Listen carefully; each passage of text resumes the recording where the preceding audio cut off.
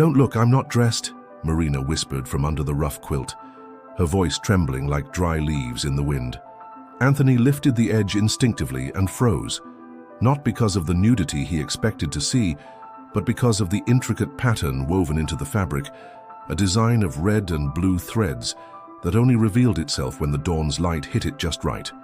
At that moment, a breeze from the desert carried the scent of burning sagebrush and the damp dust of the first rain in months. She clutched the quilt to her chest, but it was too late. He had seen it, and something shifted in that exact moment. Not out of scandal, but a silent recognition neither could explain. The sun hadn't fully risen when Marina arrived at the small community of Stony Creek, nestled among the mesas of northern New Mexico. She was clearly running from something. Anyone could tell from the way she glanced over her shoulder every few steps, her bare feet cut by rocks, clutching the quilt as if it were the only thing she had left in the world. And maybe it was. Anthony found her collapse near the fence by his house, just before the rooster crowed. 45 years in the desert had taught him that someone showing up like this, without luggage, without a name, without explanation, was fleeing something serious. Could be the law, an abusive husband, or a family that wouldn't accept a divorce. It didn't matter. The unwritten rules of desert hospitality were clear as spring water. If someone asks for shelter, you give it, at least until the sun sets 3 times. He carried her inside, careful to respect her privacy, and waited until she woke to offer water. When Marina opened her eyes, her first instinct was to shrink under the quilt like a scared animal. Her second was to beg him not to look. That's when things truly began. "Marina Sousa," she whispered later, when her voice stopped catching in her throat. She came from Las Cruces, was 42 years old, and carried in her eyes the mark of someone who'd suffered deeply. Anthony didn't ask more. He knew enough about life to understand that true stories come when the teller is ready. He was a man of few words, known in Stony Creek more for his calm than his strength. Anthony Ferreira, 50, widowed for 7 years, a keeper of local traditions and a respected herbalist. He could brew tea for stomach aches, make salves for wounds, and knew every plant that grew on the mesa slopes. He'd learned it all from Miss Josephine, the woman who raised him after his parents died in a brutal drought when he was a scrawny 12-year-old. Miss Josephine was still alive at 83, with eyes like flint and a heart soft as molasses in the sun. She was the true leader of the community, though she'd never say so aloud. People respected her for her wisdom and her unmatched skill at quilting, keeping alive the tradition of blankets that told stories in their stitches. That first morning, when Marina finally emerged from under the quilt, Anthony saw she had the understated beauty of desert women. Brown hair always tied back, large eyes that held more secrets than tears. But her hands stood out most, calloused from work, yet with long, precise fingers. Hands that knew how to create something. He offered her blue corn porridge in a clay bowl that had belonged to his mother. Marina refused twice out of shyness or fear, before accepting on the third offer, unknowingly following the local custom of insisting without humiliating. She ate slowly, like someone who hadn't had a proper meal in days, and when she finished, she murmured a thank you so soft it almost got lost in the wind. Anthony's house sat at the edge of the community, surrounded by a garden of medicinal herbs he tended like they were his children. Sage, chamomile, mint, yarrow, all neatly arranged in beds that looked like patterns stitched into the earth. From the yard, you could see the mesas, their red rocks shifting from golden at dawn to purple at dusk. Marina spent her first days there, among the herbs, quiet, observant, helping where she could without being asked. She watered plants before the sun got too hot, swept the yard, hung laundry on the line. Small gestures that said more about her character than words could. A woman who knew the value of work, who didn't want to be a burden. But there was more. When she thought Anthony wasn't watching, she touched the plants with a strange tenderness, like greeting old friends. She knew chamomile should be picked early in the morning. That yarrow was stronger if pruned during the waning moon. Knowledge passed down from grandmother to granddaughter, mother to daughter. The quilt, she never let it go. She slept with it, sat with it in her lap, carried it everywhere like a talisman. It was beautiful if you looked closely, with geometric patterns forming a complex design full of meanings only a quilter could decipher. Miss Josephine noticed the quilt on the second day, when Marina ventured out of Anthony's yard to fetch water from the community well. The old woman was sitting in the shade of a cottonwood, working on a quilt with a hand frame, and when she saw Marina pass, her eyes lit up with a curiosity she hadn't shown in years. "Girl, where'd you get that quilt?" Miss Josephine asked bluntly, in the direct way of people too old to waste time on unnecessary politeness. Marina flinched, clutching the fabric closer, mumbling something about a kind woman giving it to her on the road out of pity. The answer didn't convince anyone, but Miss Josephine was too wise to press. She'd learned long ago that forced truth isn't truth, it's just desperation. So she nodded, returned to her quilting, but kept an eye on the new girl who moved through the community like a skittish bird, always ready to fly at the slightest sudden move. Stony Creek had its unspoken rules, traditions passed down like family recipes. Hospitality was sacred, but it had a time limit. 3 days to rest, 7 to explain who you were, 15 to prove you could be useful. After that, you either stayed for good or moved on, not out of cruelty, but because resources were scarce and mouths were many. Marina knew this without being told. Instinct born from experience, from reading between the lines of kindness. That's why she worked so hard not to be a burden, to help without getting in the way, to exist without taking up too much space. But there was a problem. Anthony's neighbor, Miss Connie, a sharp-tongued woman of 50, didn't like any of this. A strange woman, still pretty, living in a single man's house. That could only lead to trouble. Connie was a fierce guardian of the way things have always been, the kind who believed change only brought disaster. She watched from her window, counting how many times Marina left the house, how often she returned, what clothes she wore, who she talked to. And she told anyone who'd listen that this wouldn't end well, that a mysterious woman meant problems, that Anthony was playing the fool. Across the square, Mr. Joe the Weaver, a cheerful 60-year-old craftsman, saw things differently. He noticed right away that Marina had a knack for crafts, from the way she looked at fabrics at the market, the way she handled things with the care of someone who valued handmade work. Joe was preparing for the big year-end craft fair, an event that drew buyers from Santa Fe, Albuquerque, even Denver. A unique piece, a new design, could mean the difference between a good sale and coming home empty-handed. Amid suspicions and curiosity, Marina began to find her place in the community's rhythm. She woke early to help Anthony with the herbs, went to the market for supplies, came back for lunch. Simple, but every action was laced with care, respect, and quiet gratitude. One afternoon brought the first small turning point. Marina was helping Anthony make a salve for Miss Josephine's aching hands. She knew the herbs, the right measurements, even suggested adding a bit of coconut oil to keep the salve from drying out the skin. The result was better than usual, and Anthony realized he had a true partner, not just a temporary guest. That night, as Marina lay on the mattress he'd set up in the living room, Anthony stayed awake, thinking. It had been 7 years since he'd lived alone, tending the house, the garden, the community, with no one to share the work, the worries, or the small daily joys. Marina had brought a different energy to the house, a way of caring for things that made everything feel more alive, more welcoming. But he knew not to get his hopes up. She was passing through, running from something she wasn't ready to share. One day she'd move on, back to her old life, and he'd be alone again, left with just the memory of these different days. Marina wasn't sleeping either. Lying in the dark, clutching the quilt that served as her shield, she thought about what she'd left behind. A 20-year marriage that ended in slaps and threats, an ex-husband who swore she'd never escape, that he'd find her wherever she went. Grown children who sided with their father, saying a mother who leaves her family doesn't deserve respect. She'd fled one September dawn, taking only the quilt her mother gave her when she married, a change of clothes, and the little money she'd saved selling homemade candies in secret. She'd taken a bus as far as the money would go, then hitched rides with kind truckers, always terrified of being recognized, always looking back. Stony Creek seemed like a good place to hide.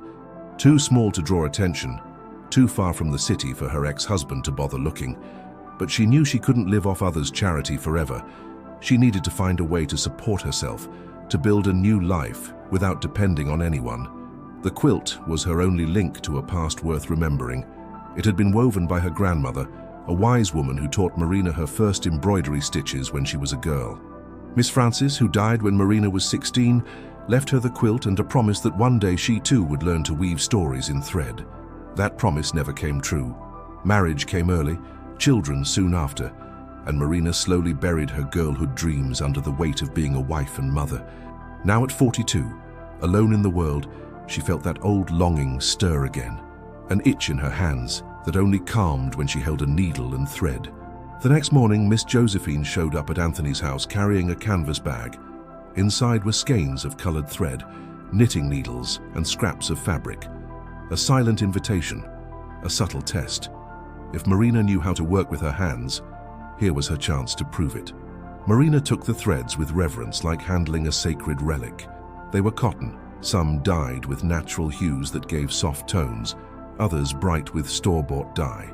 She ran her fingers over them, testing their texture and strength, and Miss Josephine saw in her eyes the same spark she felt when facing a fresh loom. "Girl, do you know how to work with this or not?" the old woman asked bluntly. Marina nodded shyly, saying she knew some basic stitches her grandmother had taught her, but she was rusty. It had been years since she'd practiced. Miss Josephine smiled for the first time since Marina arrived. She smiled and said something that made Marina's heart race with both hope and fear. "Then let's see if you remember, because I need help with the orders for the December fair. If you're good enough, if you show you've got the knack, you can stay as long as you want." It was more than a job offer. It was an offer of belonging, of a future, of a fresh start. Marina clutched the threads to her chest, felt her grandmother's quilt warm her shoulders, and for the first time in months, allowed herself to believe that maybe, just maybe, she'd found a place where she could stop running. But Miss Connie, watching from her window, saw it all with suspicious eyes. When she saw Miss Josephine leave Anthony's house with that smile, when she realized the stranger was being accepted, something soured inside her. If Marina stayed for good, if she became part of the community, things would change in Stony Creek. And to Connie, change always meant danger. Marina's fingers trembled as she picked up the first needle. It had been so long she'd nearly forgotten how to hold it properly, how to let the thread glide smoothly without pulling too hard. Miss Josephine sat beside her, watching every movement, every hesitation, and Marina felt the weight of that gaze, as if her whole life depended on those first stitches. "Breathe, girl," the old woman said softly. "Thread doesn't like haste. It knows when you're nervous and rebels, knotting where it shouldn't, breaking at the wrong time." Marina closed her eyes, remembered her grandmother's hands guiding hers, and when she opened them again, something had shifted. The stitches came easier, more natural, as if the memory was stored in her muscles, waiting to be awakened. Miss Josephine nodded, satisfied. She could recognize talent when she saw it, even if it was rusty from time and circumstance. This girl had the mark of the old ones, those who learned to quilt not as a job, but as a prayer. Each stitch carried an intention. Each row told a piece of a story. Over the next 2 weeks, Marina split her time between helping Anthony with the herbs and relearning the language of threads. She woke before dawn to water the garden, cooked lunch while he tended to neighbors seeking remedies, and in the afternoons sat on Miss Josephine's porch, colored threads spread across her lap like fabric flowers. The old woman was a demanding teacher. She unpicked stitches she deemed sloppy, made Marina start over if the tension wasn't even, refused to tolerate haste or carelessness. But in the pauses, between corrections, she told stories that made Marina realize she was learning more than a craft. She was learning to be part of this community, to carry the responsibility of keeping a tradition alive. "It's true that every quilt tells a story," Miss Josephine explained one afternoon as the breeze carried the scent of distant rain. "Blue always means hope. Red is courage or passion. White is peace or a new beginning. Green is the earth. Yellow the sun. Black is grief or mystery. But it's not just the colors, girl. It's how you cross the threads, the pattern that forms. Even how tightly you tie the knot, it all speaks." Marina soaked up every word like dry earth drinks the first rain. She began to understand why her grandmother's quilt stirred people in the community. It wasn't just beautiful fabric. It was a map of meanings, a message woven in threads that only those who knew the language could fully read. Anthony watched Marina's transformation from a distance, saw her grow more confident each day, how her smile came easier. On afternoons when she wasn't at Miss Josephine's, she helped in the garden, and they developed a silent partnership that worked better than many conversations. She knew when he needed help without him asking. He noticed when she was tired without her complaining. One afternoon, while sorting chamomile seeds, Marina finally opened up about her past. She let out a deep sigh and said she'd left 2 children in Las Cruces. Carlos, 22, married for a year. Patricia, 19, studying nursing. Both had chosen to stay with their father when she asked for a divorce. "They think a mother who leaves home is a mother who abandons her family," Marina said, her voice thick with old pain. "They can't understand that I left so I wouldn't die. That if I stayed 1 more year in that house with that man, I'd end up in the obituary section." Anthony stopped sorting seeds, looked at her hands, noticed scars he hadn't seen before, small marks that told stories she wasn't yet ready to fully share. He didn't say anything, just reached out and lightly touched her arm, a gesture that said he understood, didn't judge, and was there for whatever she needed. Marina's eyes filled with tears, but she kept talking. She said her ex-husband, Jared, was a businessman in town. Well-connected, respected, the kind no one believes when a woman says he beats her at home. 20 years of enduring, pretending everything was fine. That family happiness outweighed the bruises on her body and wounds in her soul, until the day he raised a hand to hit Patricia for defending her mother in an argument. That's when Marina knew she couldn't pretend anymore, that she had to choose between the false safety of marriage and the chance for a dignified life, even if alone. The final straw was finding messages on his phone with other women. "Pictures, promises, everything he never gave me in 20 years, Marina said, wiping tears with the back of her hand. He had a mistress for 5 years, a younger woman he gave a house, a car, an allowance. Everything I asked for and was told we couldn't afford. I found the courage to ask for a divorce, and he said he'd kill me before letting me take half of what was his," she continued. "Said he knew people who could make me disappear without a trace, that no one would miss an old useless woman." Anthony felt a cold anger rise in his chest. He knew men like that, cowards who acted tough by hitting women, who used money and influence to cover up violence. He wanted to ask if she'd gone to the police, if she'd reported him, but he could guess the answer. In a small desert town, a rich man's word outweighs a poor woman's tears. "That's when the quilt came in," Marina said, stroking the fabric she never let out of her sight. "I was at the Las Cruces bus station, waiting for my ride, terrified he'd show up before I could leave. An older woman, nicely dressed, came up to me and said I looked like I needed protection. She gave me the quilt and said something strange. 'This will take you where you need to be.'" Anthony felt a chill. He didn't believe in coincidence. He believed in paths crossing when they're meant to.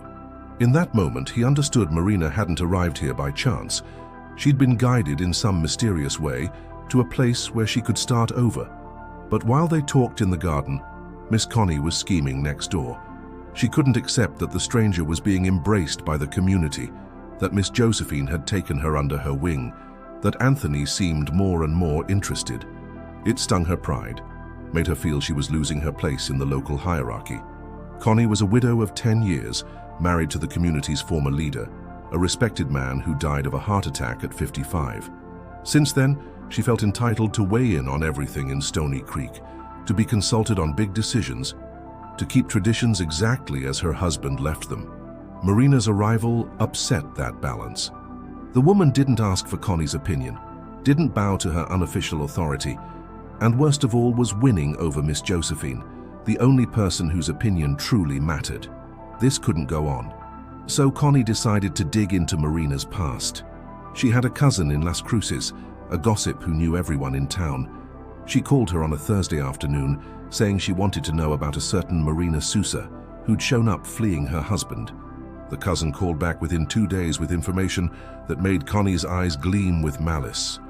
Marina wasn't the poor victim she pretended to be. She was a woman who abandoned her family on a whim, left her kids to run off with a lover, and made up stories of domestic violence to play the victim and get alimony. Of course, it was all lies, a story Jared had spread in town to protect his reputation. But Connie didn't bother to question it. It suited her purposes perfectly. Armed with this information, she could expose Marina, prove to everyone that the woman was a fraud who didn't deserve their protection. Connie's plan was simple. Wait for the monthly community meeting, 2 weeks away, and there, in front of everyone, reveal the truth about Marina. With proof in hand and witnesses on the phone, she'd disgrace the stranger once and for all. But Connie didn't know that Mr. Joe the Weaver had overheard part of her phone call. He was passing by her house when he heard her talking too loudly, asking questions about Marina, digging for dirt. Joe was a good man who didn't like gossip, but he also couldn't stay silent when he saw injustice brewing. He went to Miss Josephine that same afternoon. She was on her porch, knitting a blanket for her grandson due in Albuquerque, and when she saw Joe's worried face, she put her work down and offered coffee. She knew when Joe visited out of the blue it was for something serious.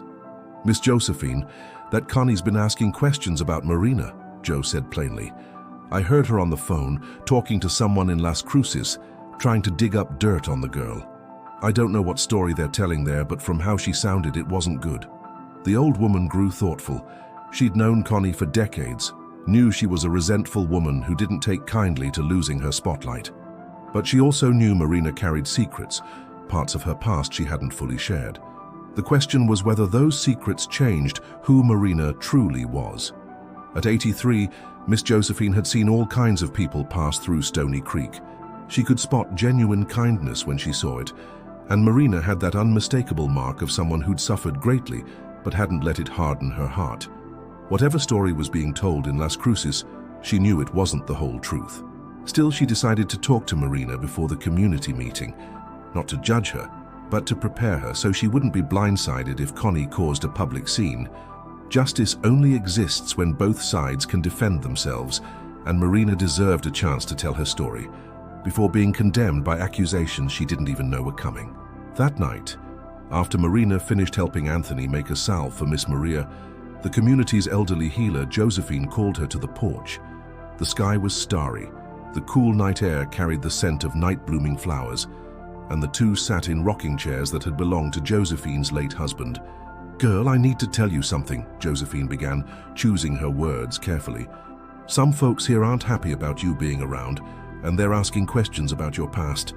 I'm not saying this to scare you, but to prepare you.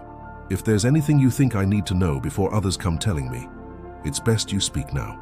Marina felt her blood run cold. She knew this moment would come, that she couldn't run from her story forever, but she'd hoped for more time to settle into the community before facing the lies Jared was surely spreading.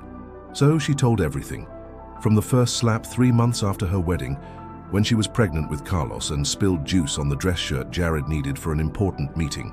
She spoke of years of silence, pretending all was well when she showed up to work bruised, making excuses for marks clothes couldn't hide. She talked about the humiliations, how he forbade her from working outside the home because a woman's place was in the house, yet complained she didn't contribute financially, how he controlled every penny she spent, even on personal hygiene products, as if it were a favor to let her care for herself. She recounted his blatant affairs, how he came home smelling of another woman's perfume, and still expected her to act like she didn't notice. The constant threats, how he said if she tried to leave, she'd lose her kids and end up with nothing, because he had a good lawyer and she had no proof. And she spoke of the breaking point, the day he raised a hand to Patricia.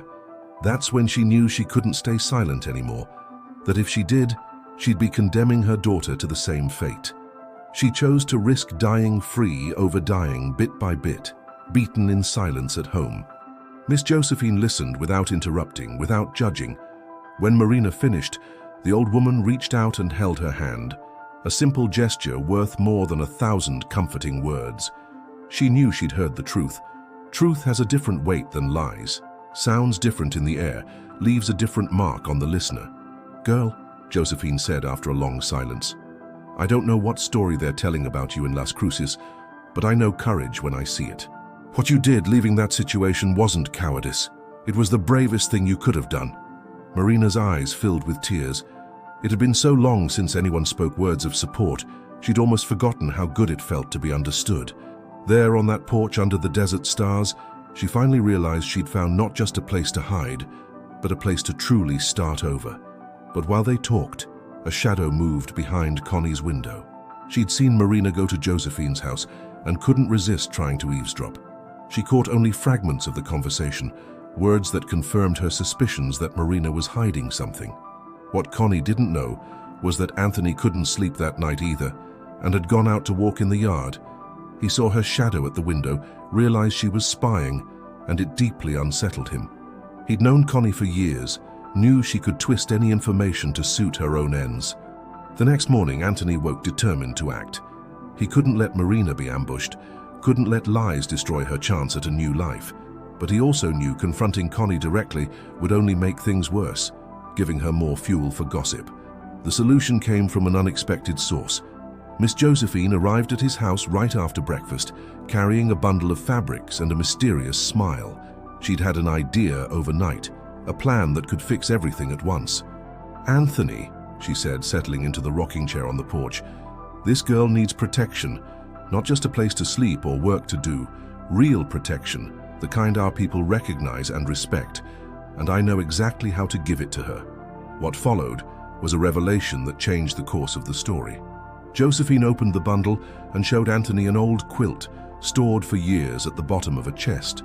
It had the same pattern, the same colors, the same geometric design as the one Marina carried like a shield. "It's the twin," Josephine explained. "I made both over 20 years ago, when the community was struggling. One I gave to a family of drifters passing through, the other I kept, waiting for someone who needed it. The quilt Marina has is from Stony Creek. She came home without even knowing it." Anthony stared at the quilt in Josephine's hands like he was seeing a ghost. The colors, the patterns, even the type of thread were identical to Marina's. It couldn't be a coincidence, not when everything else seemed guided by a force greater than mere chance. "How do you mean she came home, Miss Josephine?" he asked, his voice rougher than usual. The old woman smiled, that mysterious smile only elders have, as if guarding ancient secrets revealed only when the time is right. "You remember the Carter family who passed through about 25 years ago, fleeing the drought of '88? She began, smoothing the fabric with care. "Husband, wife, a girl about 17, pregnant. They stayed 2 months, him helping with the harvest, her helping the women with chores. The girl was quiet, sad, like she carried the world on her shoulders." Anthony vaguely remembered. He was younger then, still learning herbalism from Josephine, more focused on his own responsibilities than on the drifters passing through. But he recalled the pregnant girl, the way she stared at the horizon like she was waiting for something that might never come. "The girl was named Frances," Josephine continued. "When they left to try their luck in Las Cruces, I gave her this quilt. Told her it would protect her family, that whenever she needed to remember there were good people in the world, she just had to look at the threads. She cried when she took it, said she'd save it for her daughter when she grew up." Anthony's heart raced. Frances, Marina's grandmother, the woman who taught her to embroider, who died when Marina was a teenager. The pieces of the puzzle were falling into place in a way that made the hair on his arms stand up. "Miss Josephine, this Frances had a granddaughter, a girl who lived with her when she was little," Anthony said, trying to keep his voice steady despite the emotions swelling in his chest. "Marina always talks about her grandmother who taught her to sew, who died when she was young. Could it be—" "Could be nothing, boy," the old woman cut in with a smile. "I'm sure of it. That girl in your house is Frances's granddaughter. The quilt came back to where it always belonged, and it brought her with it. Sometimes fate takes its time, but it always finds a way to set things right."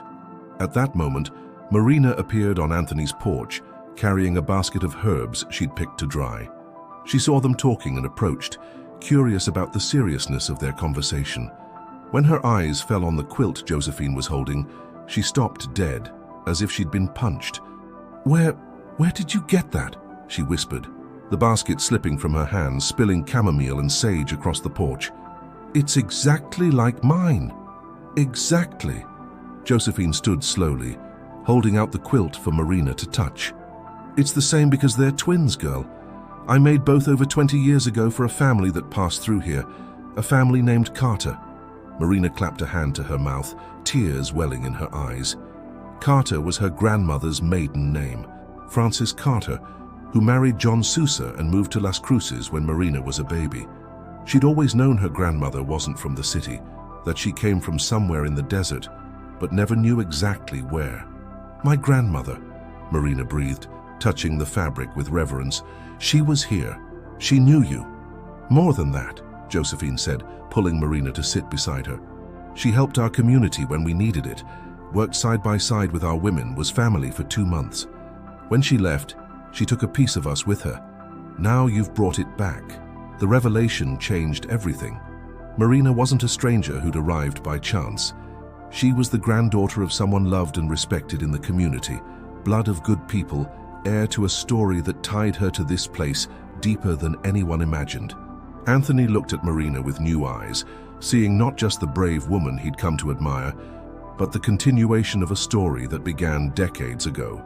He understood why he'd felt such a strong connection to her from the first day, why helping her felt like more than duty.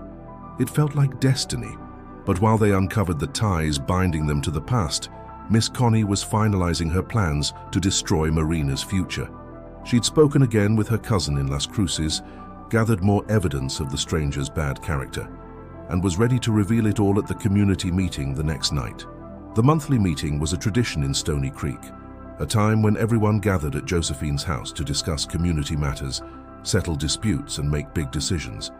It was where they decided who could stay, who had to leave, who deserved help, and who was taking advantage of hospitality. Connie arrived early that night, carrying a notebook full of notes and her phone with the numbers of her witnesses from Las Cruces. She was ready to put on the performance of her life, to unmask Marina once and for all, and prove she'd been right about the stranger all along. Marina arrived with Anthony, the two walking side by side, she carrying her grandmother's quilt, and he with a basket of herbal teas to share with the elders. They looked like a couple, and that infuriated Connie even more. How dare this woman pretend to be a saint after abandoning her family? Miss Josephine opened the meeting as always, with a prayer for those present and those who'd passed on. Then she moved to practical matters, preparations for the December craft fair, organizing the harvest festival, repairs needed for the community well. All routine until Connie raised her hand and asked to speak. "Miss Josephine, I have an important issue to bring before the community," she said, her voice dripping with false solemnity. "It's about our guest here, Marina. I think everyone has a right to know who we're really sheltering." The room fell silent. Marina felt her blood run cold, her hands trembling.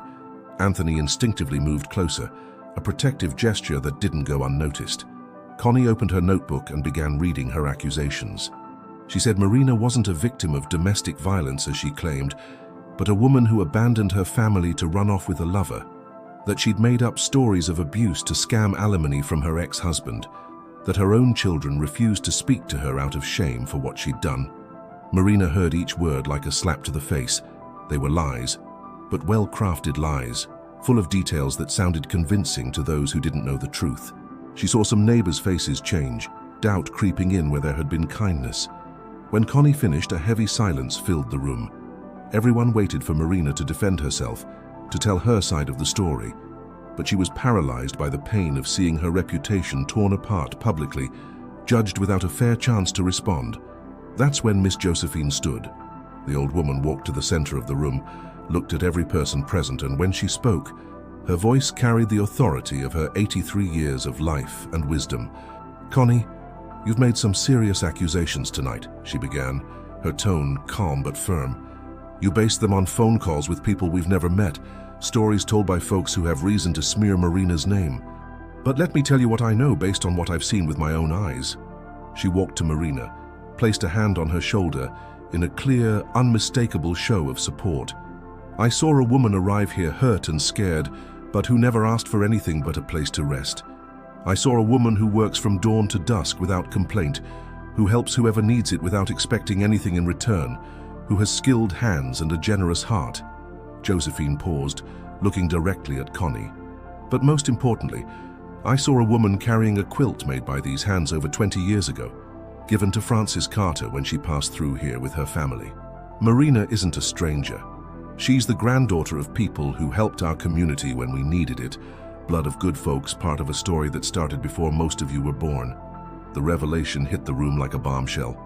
People whispered among themselves, recalling the Carter family, making connections Connie hadn't anticipated. Josephine's words were shifting the entire conversation. Mr. Joe the Weaver seized the moment to stand. "And I'll add something else," he said, looking straight at Connie. "This story about Marina running off with a lover is a bald-faced lie. I talked to a friend who works at the Las Cruces bus station, and he confirmed she left alone, at dawn, with just a small bag. A woman running off with a lover doesn't sneak out at dawn alone and terrified. The defense was gaining momentum, but Marina knew she had to speak for herself. She took a deep breath, clutched her grandmother's quilt to her chest, and stood. When she spoke, her voice was steady despite the tears streaming down her face. "I didn't come here to lie to you," she said, looking at each person in the room.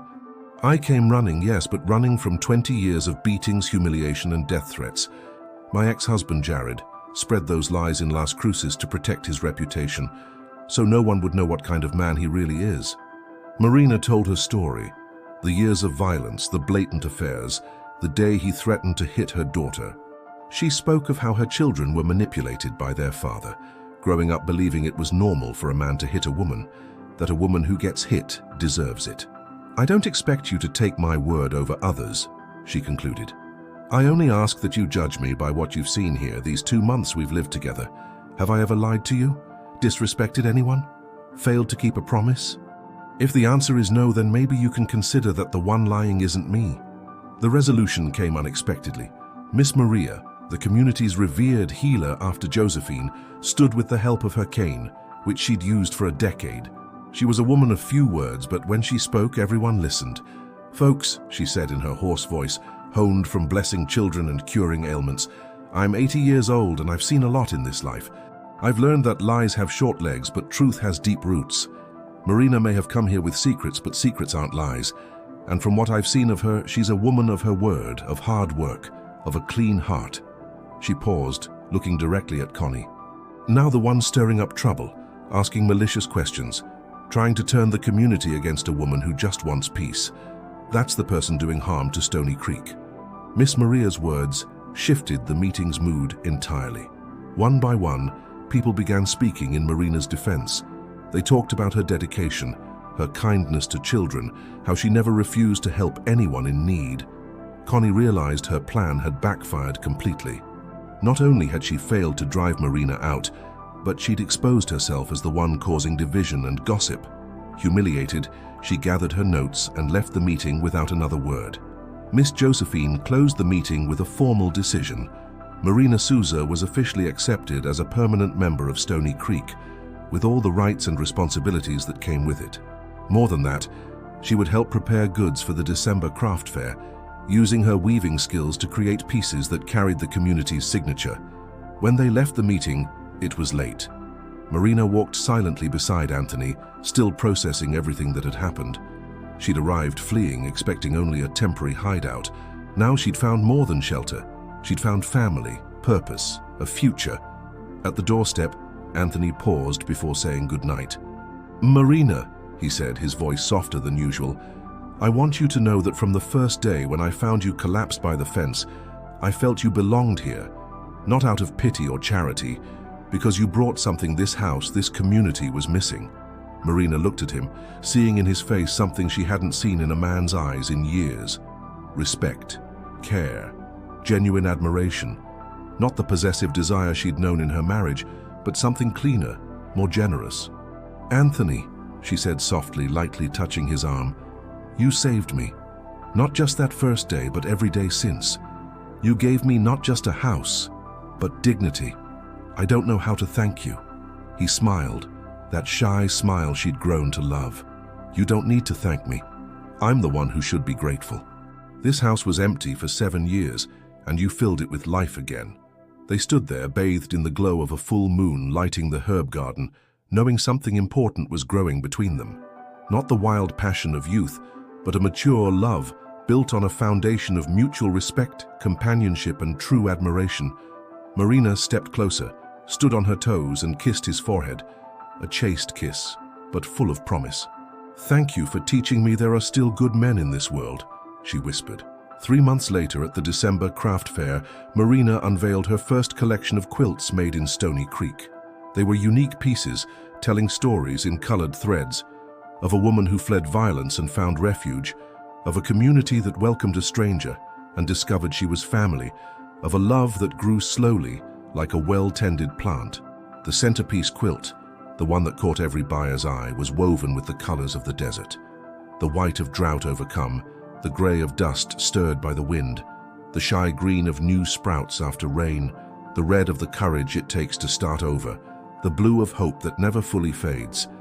As the quilt swayed in the afternoon breeze, everyone heard the soft chime of tiny copper bells Marina had sewn into the edges, gifts from Mr. Joe the Weaver in exchange for her designs. There were no loud cheers, but something stronger. The quiet recognition that here was a true story, a journey of pain transformed into beauty. Miss Josephine, watching from the shade of a cottonwood, smiled with pride.